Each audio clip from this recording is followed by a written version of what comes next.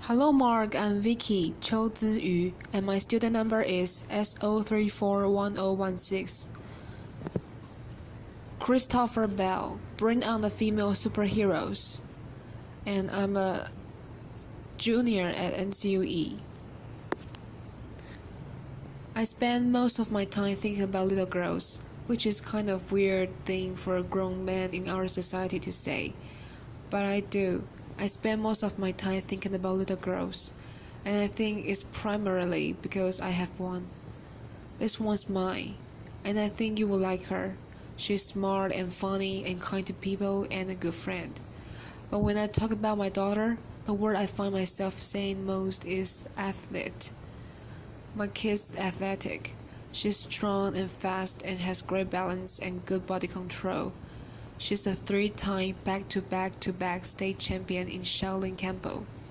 At 9 years old, she's already halfway to a black belt. My daughter is athletic. Now, when a man who is 6 feet 2 and 265 pounds stands in front of you and says his daughter is athletic, you might think that's a reflection of him. It is not. Laughter. My wife in high school was a 2-time All-State soccer player and a 2-time All-State volleyball player, and I played Dungeons and Dragons. And that is why, although my daughter is an athlete, she's also a huge nerd, which I love. She walks around our house in a cloak of flames that she made herself.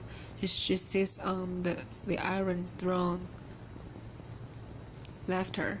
Even though she has never seen Game of Thrones, primarily because we are not the worst parents who ever lived, but she knows there is someone called the Mother of Dragons, and she calls herself that, and she loves it. She's a huge comic book fan.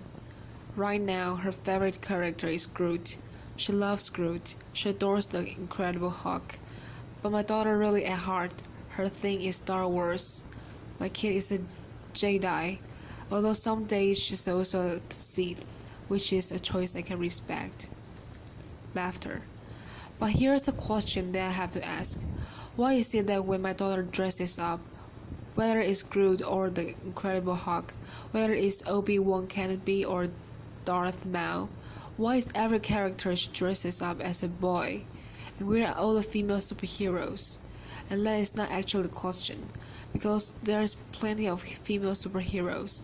My question really is, where is all the female superhero stuff? Where are the costumes? Where are the toys? Because every day when my daughter plays, when she dresses up, she's learning stuff through a process that, in my own line of work as a professor of media studies, we refer to as public pedagogy. That is, it is how societies are taught ideologies.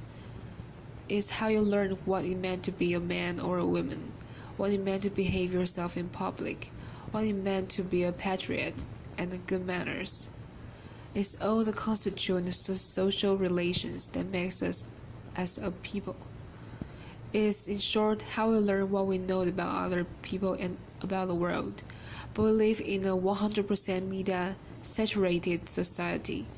What that means is that every single aspect of your human existence outside of your basic bodily functions is in some way touched by media. From the car that you drive to the food that you eat to the clothes that you wear to the way you construct your relationships to the very language you use to formulate thought. All of that is in some way mediated. So the answer in our society to how do we learn what we know about other people and about the world is largely through media. Well, there is a wrinkle in that. In our society, media don't simply exist as information distribution technologies and devices. They also exist as corporate entities.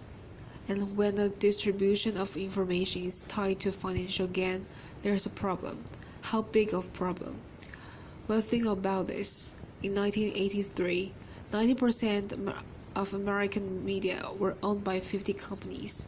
In any market, 50 companies doing something is a lot of companies. It's a lot of different worldviews. In 2015, the number has shrunk to six companies. They are NBC Universal, Comcast, AOL, Time Warner, the Walt Disney Company, News Corp, Viacom, and the CBS Corporation. These 6 companies produce 9 out of every 10 movies you watch, 9 out of every 10 television shows, 9 out of every 10 songs, 9 out of every 10 books. So my question to you is, if 6 companies control 90% of American media, how much influence do you think they have over what you're allowed to see every day? Because in media studies, we spend a lot of time saying that media can't tell us what to think, and they can't. They're terrible at that. But that's not their job. Media don't tell us what to think. Media tell us what to think about. They control the conversation, and in controlling the conversation, they don't have to get you to think what they want you to think. They'll just get you thinking about the things they want you to think about, and more importantly, not thinking about the things they don't want you to think about. They control the conversation. How does this work in practice? Let's just take one of those companies. We'll do an easy one. Let's talk about the Walt Disney Company for a second. The reason why I always pick the Walt Disney Company is this. Is there a single person in this room who has never seen a Disney movie? Look around. Exactly. I picked Disney because they have what we call 100% penetration in our society. Every single person has been exposed to Disney, so it's an easy one for me to use. Since 1937, Disney has made most of its money selling princesses to girls. It's made a huge chunk of its money, unless, of course, the princess your daughter is interested in, as my daughter is this one.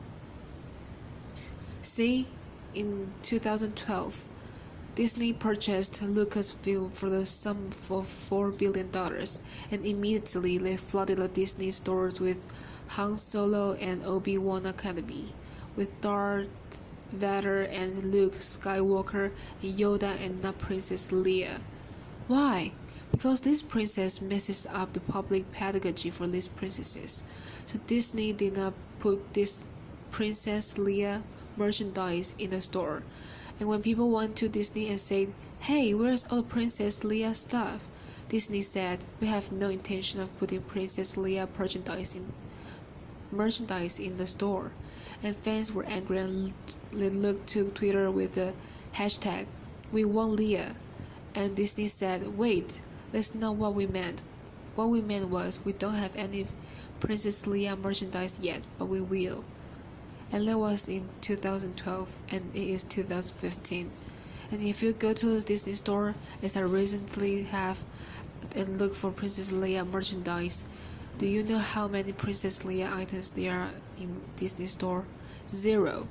Because Disney has no intention of putting Princess Leia in the store.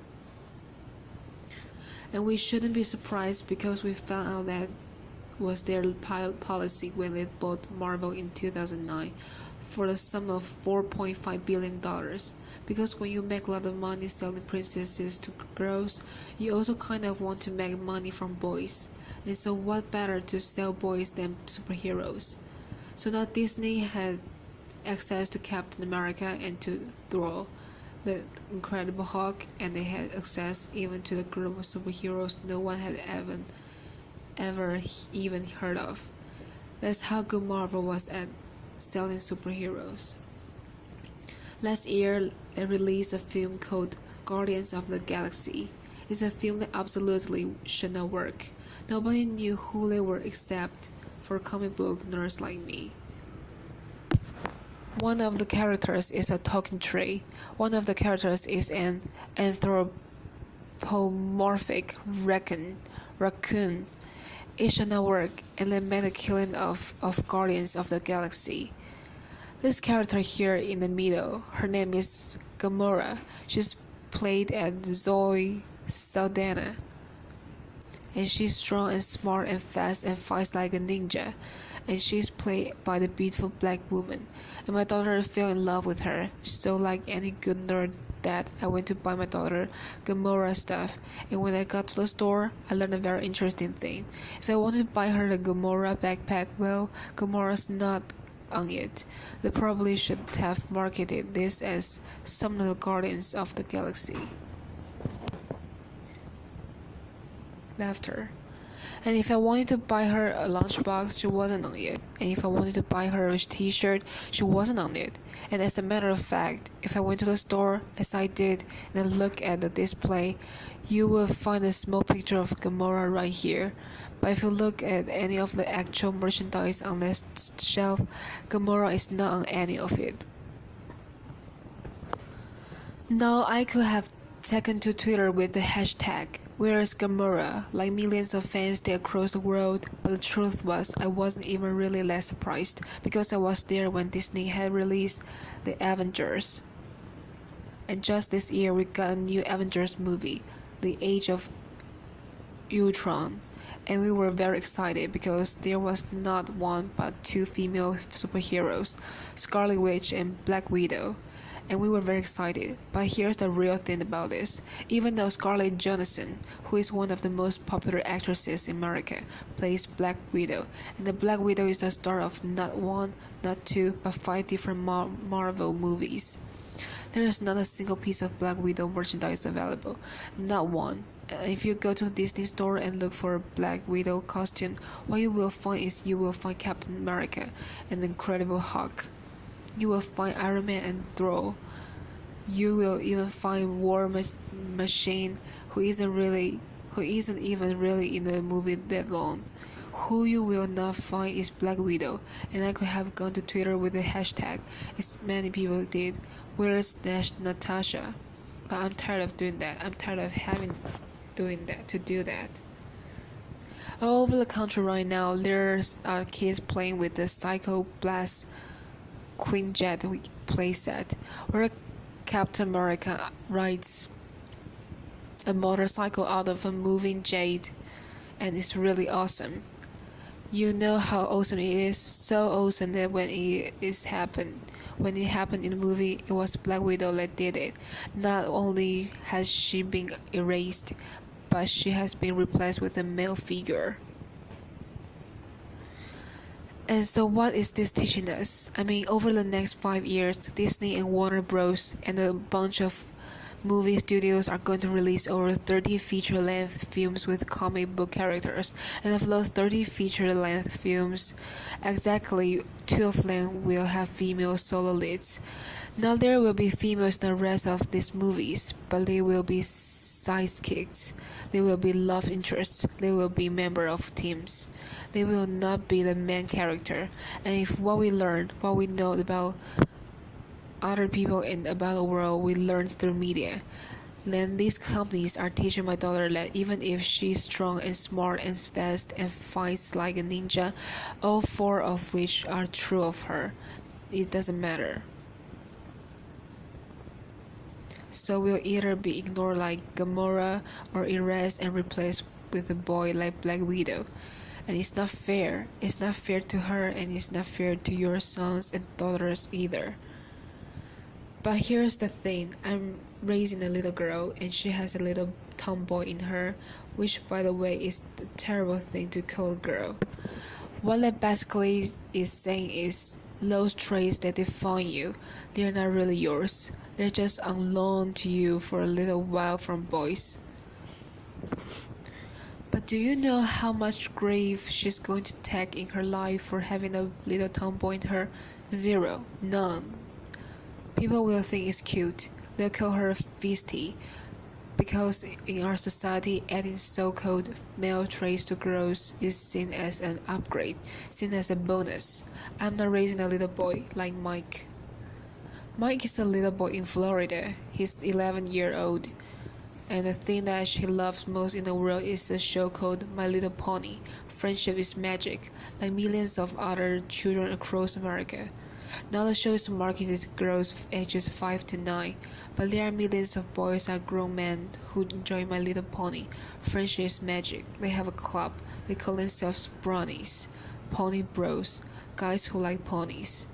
I happen to be one of them. And what are Mike and myself and millions of others boys and men learning in this feminine, sissified hard and to look good and to feel good to do good.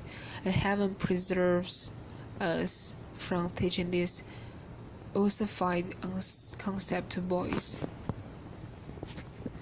So the other kids in his neighborhood pick on Mike and they beat him out and they make fun of him.